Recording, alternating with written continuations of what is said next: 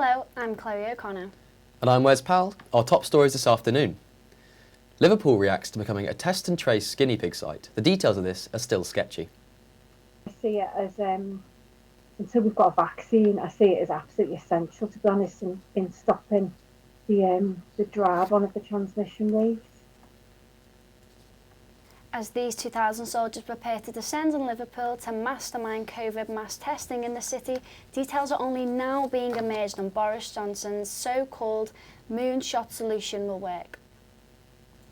An army spokesperson has confirmed that MOD were only told about the plans on Friday. We understand military personnel from the Southwest and Midlands are amongst those being deployed with no involvement from regiments in the north of England. Alex Usher has spent the day following developments. Hotels on standby as the army is still looking for where some 2,000 soldiers are due to be descending on the city will be staying.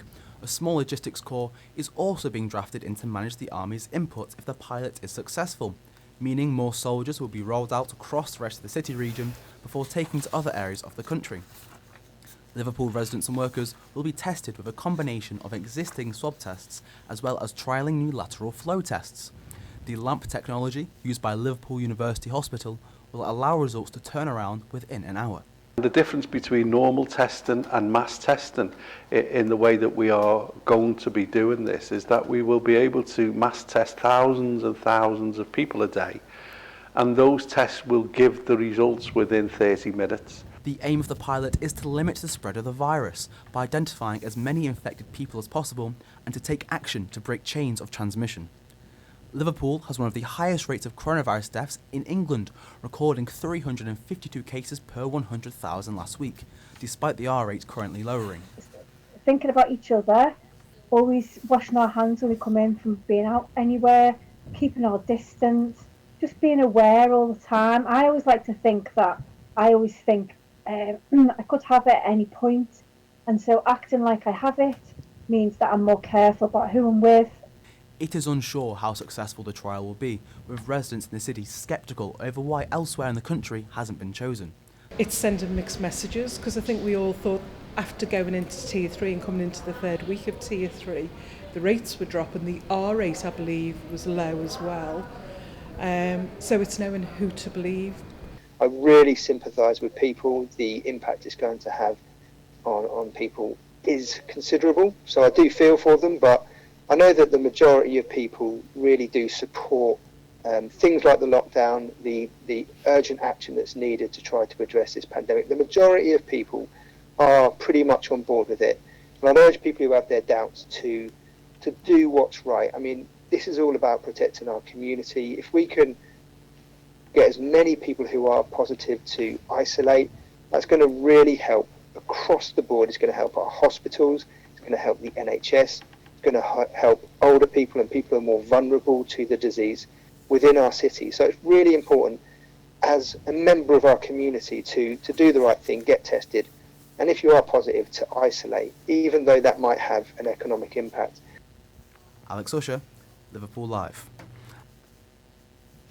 It's understood the Secretary of State for Defence will release more details in a statement to the House of Commons tomorrow.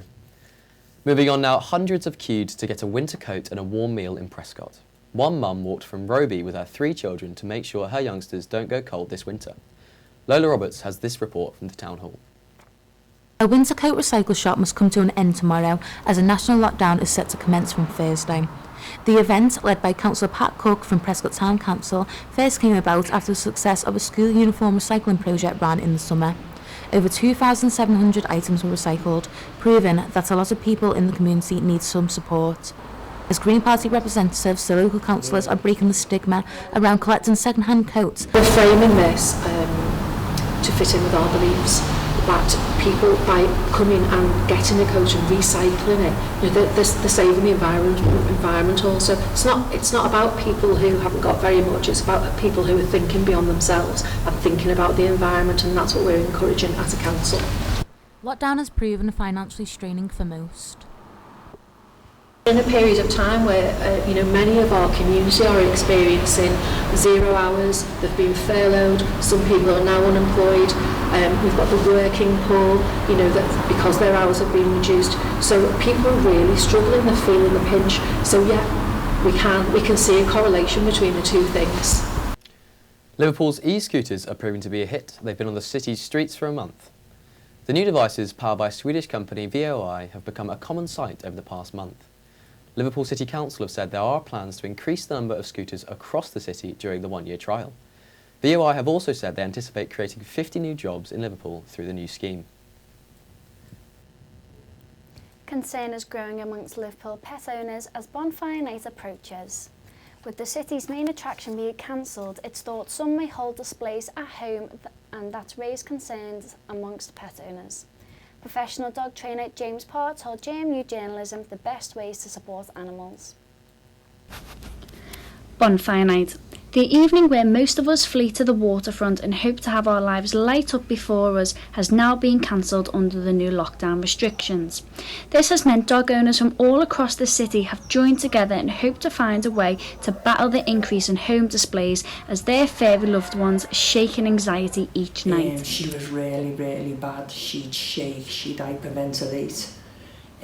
She'd try and, she used to jump in the bath and claw at the bath.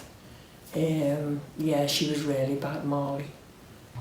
Pet owners have expressed that they want people to be considerate this year and let their doggos carry on twirling in happiness and not in fear. Many new dog lovers have expressed how it breaks their heart when they don't know how to handle this night and have now gone to professionals for guidance. So bonfire night is a really horrible time for dogs of the year. I personally don't like fireworks myself and other people don't either. So the best thing I can give for advice is for your dogs is try not to pamper them because you're just going to make the anxiety more by giving into that anxiety. What I suggest doing is get yourself like a crate if you crate change dogs or like make a little den for them, like a little den where they can just sit, relax and just reassure them, but the more you pet them, the more it's going to make them worse, make that anxiety worse every year. So without sounding a bit cruel to be kind, you've just got to let them sort of get on with it a little bit. This has left many across the city angry as the government has left no alternative for people this year and believe shops should stop selling fireworks to the public. They just want families to walk away and shut the door on home displays. And on to sport with our correspondent Anish Miraj. Thanks, Wes. Liverpool are without a few key players ahead of tonight's clash in Bergamo, Italy. Naby Keita and Joel Matip have travelled with the squad ahead of their clash with Atlanta after they returned to training on Sunday. Thiago Alcantara is set to rejoin teammates after his injury last month. Kostas Tsimikas, who hasn't featured since the 24th of September, also travels. Ryan Giggs is set to miss his next 3 games in charge of Wales after being arrested on suspicion of assaulting a woman. The Welsh FA have postponed Giggs' press conference after allegations against their manager. Ryan Giggs denies any wrongdoing. And in boxing, rematch between heavyweights Dillian Whyte and Alexander Povetkin has been called off after Povetkin tested positive for COVID-19. Povetkin knocked Whyte out in the 5th round of their previous fight. Eddie Hearn has hinted towards Tyson Fury vs Dillian Whyte on the 5th of September as a replacement. That's it from the sports desk. Back to you. Thanks, Anisha. That's it for now. For more of these stories, go to www.jmujournalism.co.uk. And don't forget our Liverpool Life magazine out tomorrow. Good night.